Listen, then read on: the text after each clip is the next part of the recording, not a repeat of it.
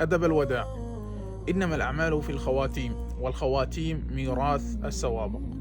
ولربما كان أدبك سببا في رحمتك وعتقك، ومن الأدب الثبات والانتظار حتى النهاية.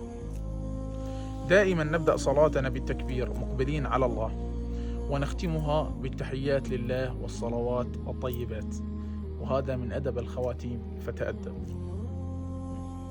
عندما نودع أحبابنا لا نقوى أن ندير ظهورنا، وتبقى قلوبنا تتلفت، وتظل أعيننا عليهم حتى آخر لحظة، حبا وصدقا عند الوداع، فلا تدر ظهرك.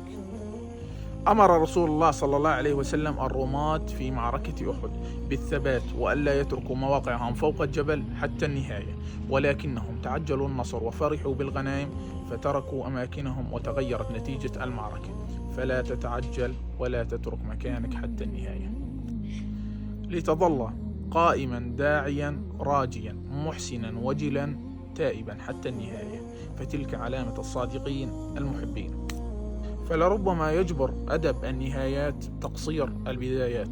تقبل الله منا ومنكم صالح الأعمال، وختم لنا ولكم ووالدينا وأحبابنا شهره الفضيل بالعتق من النار.